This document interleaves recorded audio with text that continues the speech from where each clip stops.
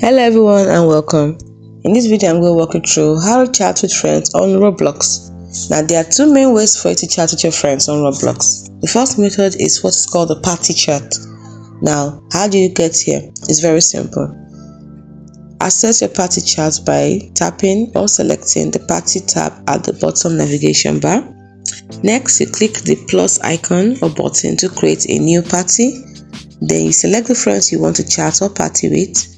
Then click create to start the chat. If your friend adds you to a group, you'll be added automatically. Then the next thing you do is to chat. Type your messages in the chat box and press enter to send them. That's the first method, which is the party method. The second method is called the experience chat. Now how do you do this?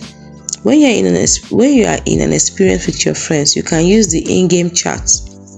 So press the / key on your keyboard or tap the chat icon. Next, type your message and press enter to send it. Note, some chat features like voice chat may require age verification. Next, Roblox has some safety settings to filter inappropriate content and protect users. Each experience may have its own chat rules, so be sure to follow them. Remember, communication is key to enjoying the social aspects of Roblox. Hope you found this video helpful. If you did, like and subscribe to this channel for more. Thanks for watching.